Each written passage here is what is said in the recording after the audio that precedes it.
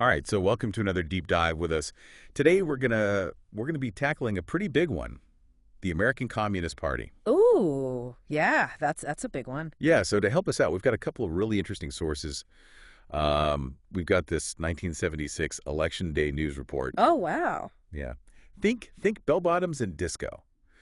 It's kind of a fascinating little time capsule. It gives us like a snapshot of the party's presence back then. Interesting. And we've also got this great episode of the American History Hit podcast. Oh, yeah, I've heard of that one. Yeah. It features an interview with this guy, Dr. Vernon Peterson. Oh, I know Dr. Peterson. He's like the expert on this topic. He knows all the ins and outs. Yeah, he's fantastic. So basically, buckle up because we're going to try to figure out how this seemingly radical ideology, like communism, actually took root here in the U.S. Yeah, that happened. Yeah. We're going to look at its highs and lows, the Yeah. peaks and valleys, and what lessons it might have for us today. I think that's a great idea. It's a fascinating story because it really reflects like the push and pull within American society, especially, against the backdrop of global communism's rise and fall. Yeah, absolutely. All right, so let's set the scene. All right, we're talking like late 19th, early 20th century America. Okay. Picture this. Explosive industrial growth, Okay. but also really harsh working conditions and like a serious lack of any safety net for workers. Yeah. It's like this really tough environment, and that's what becomes fertile ground for socialist ideas. Exactly. America at the time is all about social mobility, the promise of opportunity. But the socialist perspective is that capitalism, just by its very nature, creates inequality. Right. And that gap is exactly what, fueled the appeal of socialist movements. So you've got all these people who are working in these just grueling, awful conditions. Mm-hmm. They're seeing this wealth gap getting wider and wider, and they're starting to think like, hey, wait a minute, maybe the system is not really working for everybody. Yeah, is this really the American dream? Yeah, exactly. And that's where, figures like Eugene V. Debs come in. Oh, yeah. He was this prominent socialist leader. He ran for president 5 times. Talk about persistence. Wow. What's interesting about him is that while he definitely had radical ideas, he was also deeply American in a lot of ways. Yeah. For example, he pushed for a near 100% inheritance tax, Whoa. but he also was for things like the abolition of the Senate and women's full equality. Really? So he was aiming to work within the system to achieve change. That's so interesting. So he's like this really complex figure trying to reconcile these seemingly conflicting ideals. Absolutely. But then 1917 rolls around and we have the Russian Revolution. Total game changer. It really throws a wrench into the American socialist movement. Oh, yeah, I can imagine. The whole world is watching this nation seemingly embrace this worker-led revolution. It must have been electrifying for some people, but also incredibly divisive. Oh, absolutely. It was a major turning point. This event actually split the American Socialist Party. And from that division, in 1919, the Communist Party USA is born. Okay. But get this. There were actually TWO communist parties initially. 2. That's something I didn't know. Why were there 2? Well, you see, the more radical wing of the Socialist Party, they're totally fired up by the Bolsheviks' win in Russia, and they break off and they form not one but TWO communist parties. The Communist Party of America, which was made up mostly of immigrant groups, Okay. and then the Communist Labor Party with leaders like John Reed. He was a native-born socialist, actually, that we'll talk about a little bit more later. Right.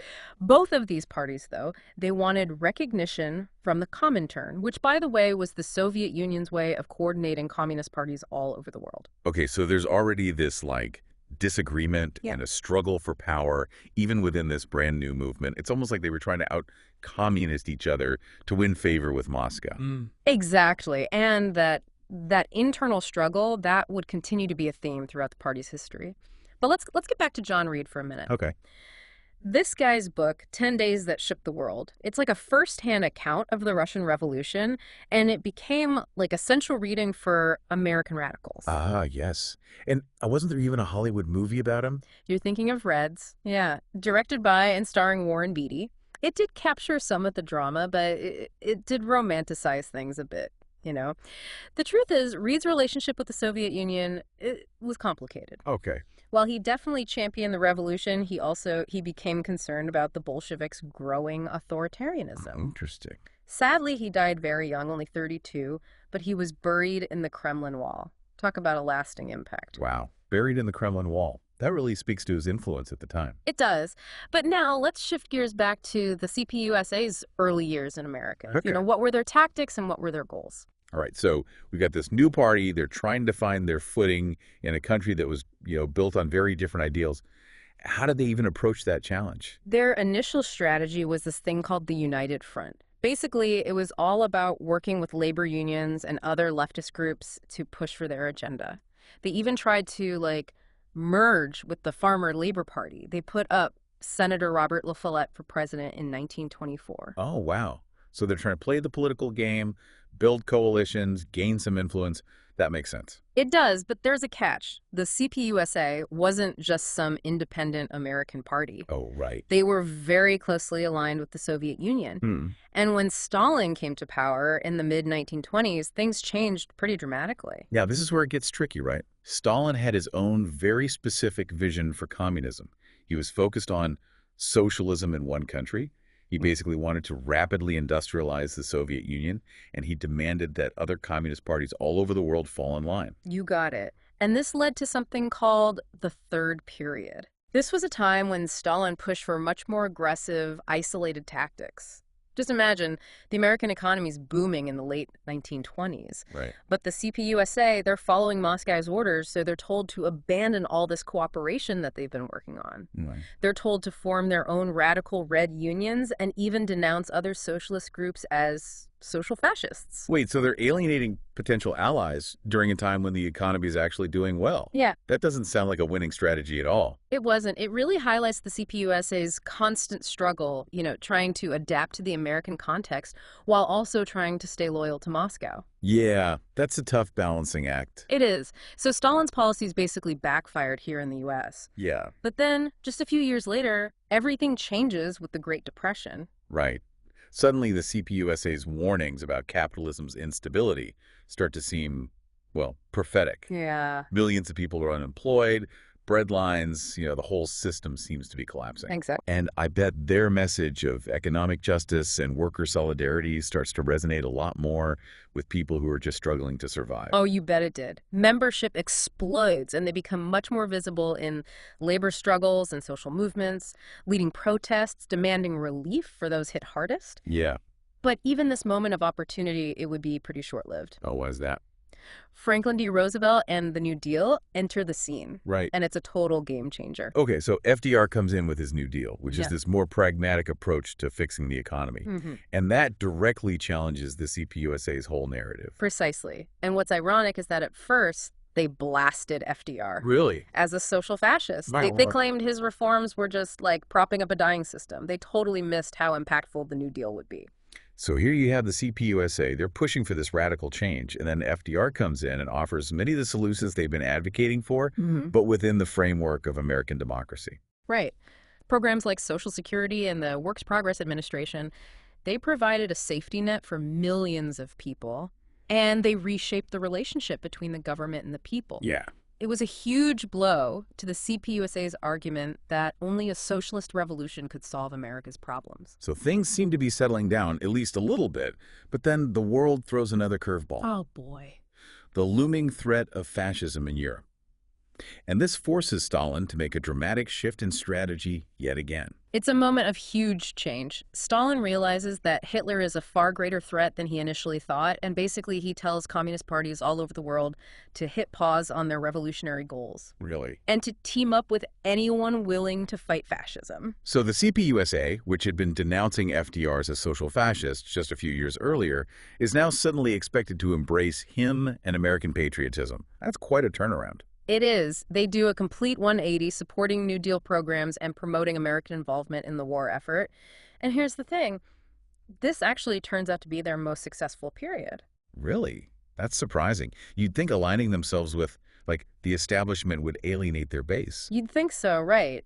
But by joining forces with these popular causes, like fighting racism and bolstering labor rights, they broadened their appeal. Okay. And they shed some of that communist stigma. They even managed to get a few members elected to Congress, although they kept their party affiliation pretty hush-hush. Wow. Yeah. Elected to Congress. So even at their peak, they still felt the need to operate in secrecy. I wonder why that was. It's a good question. Maybe it speaks to this lingering suspicion towards communism in America.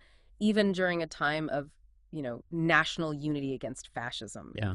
But this period of success was, as you mentioned, short-lived. The end of World War II brought a whole new set of challenges with the onset of the Cold War. Ah, yes. The Cold War. Suddenly, the CPUSA's close ties to the Soviet Union, which had once been an advantage, become a major liability. And this is where we get into McCarthyism, the Red Scare, and the House Un-American Activities Committee.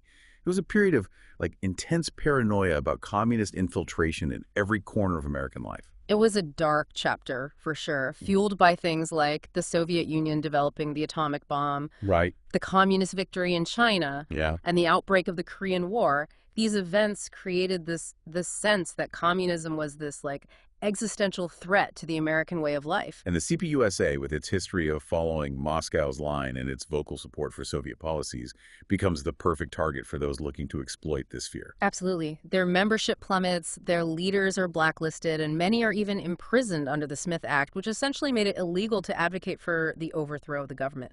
It raises these really serious questions about free speech and the dangers of political witch hunts. It's interesting, though, that this wave of anti-communist hysteria, it doesn't really peak until the 1950s. That's well after the CPUSA had already begun to decline. Yeah. It seems like the threat they posed was more perceived than real at that point. That's a really important point. By the 1950s, the CPUSA was a shell of its former self. They were weakened by internal divisions, government crackdowns, and, frankly, the growing disillusionment of many members with the realities of Stalinism. And then comes Nikita Khrushchev's secret speech in 1956. He basically drops this bomb where he denounces Stalin's crimes and his cult of personality, and it just sends shockwaves through the global communist movement. Yeah. For the CPUSA, this was a devastating blow. Can you imagine? These are lifelong party members who've dedicated their lives to the cause. They defended Stalin and the Soviet Union at every turn. Yeah. And suddenly their whole worldview is shattered. Yeah. They're realizing the system they believed in was built on lies and brutality. It must have been like the rug was pulled out from under them. Their whole sense of reality, gone. Exactly. Many left the party completely disillusioned, heartbroken. Others tried to reconcile their beliefs with this newfound knowledge. It was a turning point from which the party never fully recovered.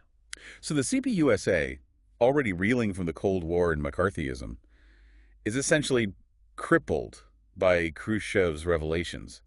But their story doesn't end there, does it? Not at all. The party actually still exists today. Wow. But it's a far cry from its Cold War era self. We'll dive into that in just a moment. We'll have to pick that up in part 2.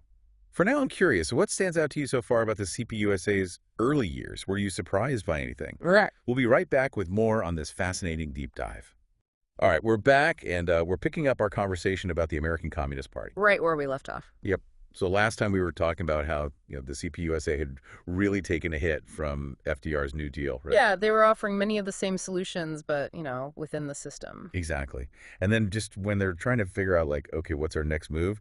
Fascism is rearing its ugly head over in Europe. Yeah, it was a whole new ballgame. And it forces Stalin to totally rethink his global strategy, which in turn impacts the American Communist Party. Absolutely. I mean, it was a moment of dramatic change.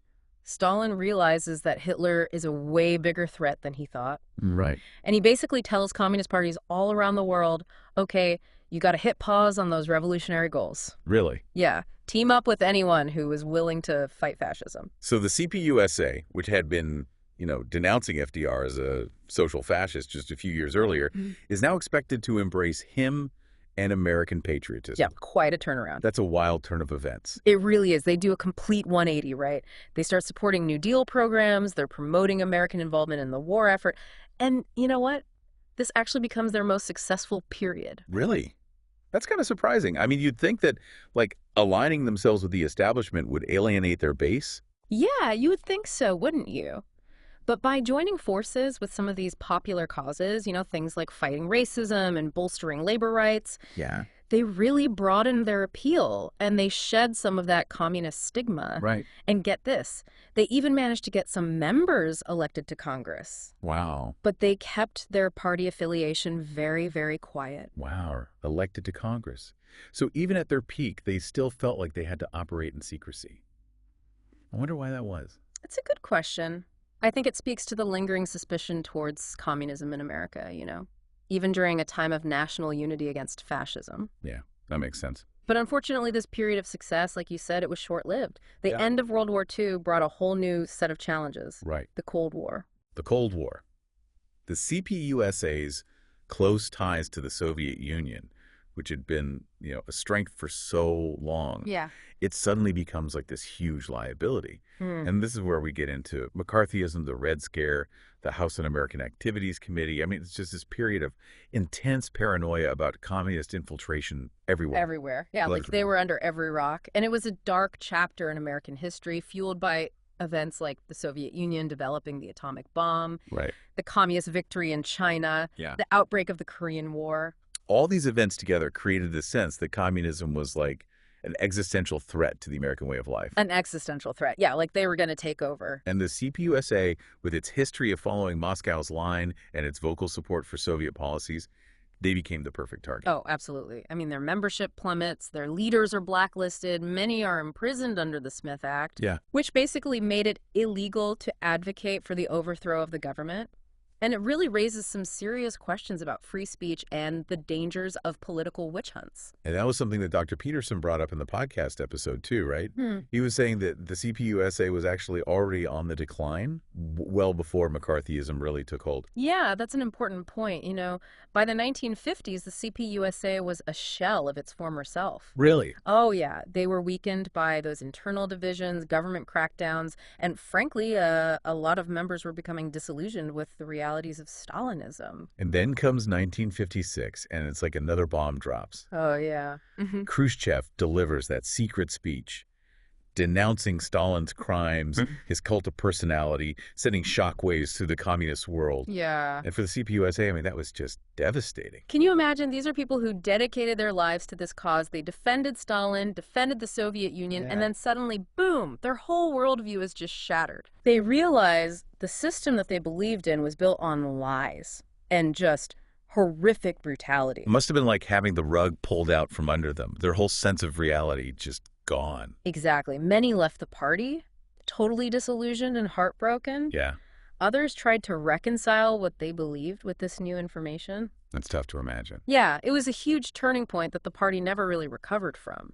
So the CPUSA, they're already reeling from the Cold War and McCarthyism. Then they're essentially crippled by Khrushchev's revelations. It was a 1-2 punch.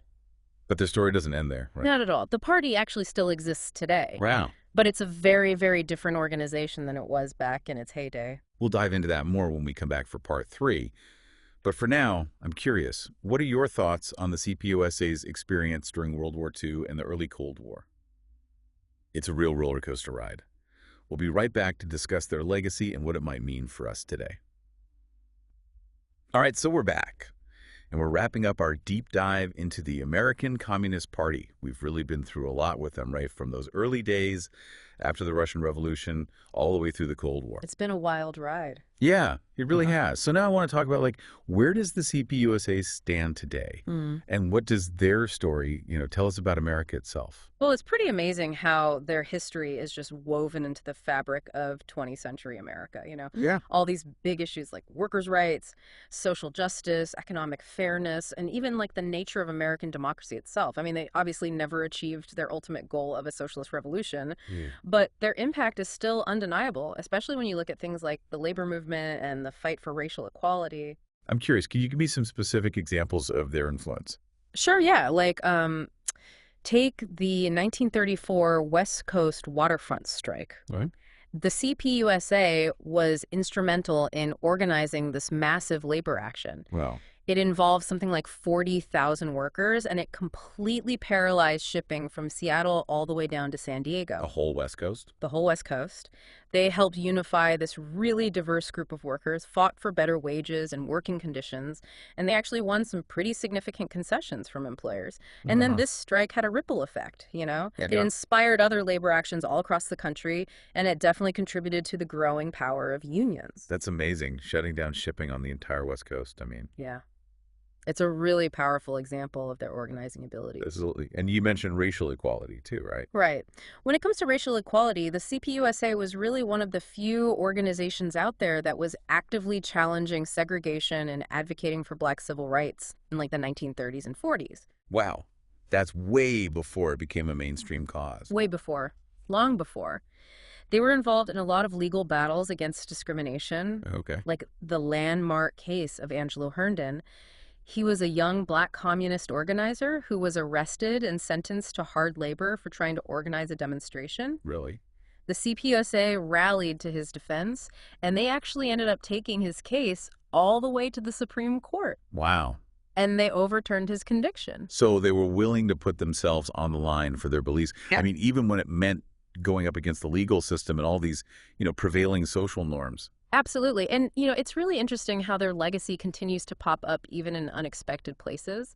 Think about Bernie Sanders. Oh, yeah. He's a self-described democratic socialist, Huh. and he's obviously had a major impact on American politics. Yeah. He actually draws inspiration from some of the same core values that the CPUSA championed, even though, he completely rejects their authoritarian past. It's interesting to think about how some of their ideas, like once you strip away the revolutionary context, might actually resonate with people today. Right. So Sanders is a great example, right? He supports things like universal health care, a living wage, worker empowerment, all that stuff. Mm-hmm. But he believes in achieving those goals through democratic means, not through the kind of upheaval the CPUSA was advocating for. So it makes you wonder, has the CPUSA, after decades of pushing for this radical change, have they finally kind of accepted that their vision of a socialist America isn't really attainable? It's hard to say for sure, but it is interesting to see how some of their core values, things like worker solidarity, economic justice, and a fairer distribution of wealth. Yeah. These ideas are maybe becoming more relevant than ever, especially in today's world, right? Especially with rising inequality and climate change and All those things. The CPUSA today, though, they're a very small organization. Estimates put them at just a few thousand members nationwide. really. Yeah. They've really shifted away from all that revolutionary rhetoric, and now they focus more on issues like social justice, economic inequality, and environmentalism. Which are all concerns shared by a lot of Americans, regardless of political affiliation. Exactly. So they've basically become just another voice in the broader progressive movement, pushing for change within the system. It's a pretty remarkable evolution when you consider their history. Yeah. So what do you think their story ultimately tells us about America? I think it really highlights this constant tension in American politics, Yeah. between radicalism and pragmatism. The CPUSA's unwavering commitment to an ideology that was, let's be honest, often at odds with American ideals, it led to their marginalization. Right. But their story also reminds us that even movements that, fall short of their ultimate goals, they can still leave a lasting impact. The seeds that they planted, those ideas about economic justice, worker solidarity, a more equitable society, Yeah. they continue to resonate even if it's in different forms. It's like their legacy has been kind of filtered through the lens of American democracy. Exactly. They shed that revolutionary fervor and become part of this ongoing struggle for a more just and equitable society. And that struggle is definitely far from over. I mean, we're facing so many challenges today, right? Oh, yeah. Climate change, economic inequality, the erosion of democratic institutions, all these things. It's alive. And the questions that the CPUSA's history raises are still incredibly relevant. Like, how do we balance individual liberty with the need for collective action? Right. How do we create a fairer, more sustainable economic system? How do we make sure everyone benefits from progress? Yeah, these are big questions, and there are no easy answers. But I think by exploring the past, by understanding the failures and the successes of movements like the American Communist Party, it helps us understand the complexities of our own time. Exactly. And maybe even find a better, more hopeful path forward. So that wraps up our deep dive into the rise and fall of the American Communist Party. We've explored their journey, their triumphs, their struggles, the ideological shifts, and their lasting impact on American society. It's a story that definitely continues to spark debate and offer, I think, some really valuable insights into the complexities of American history and, this ongoing pursuit of a more just and equitable world. We hope you enjoyed this deep dive. Keep exploring, keep questioning, keep learning, and until next time, dive deep.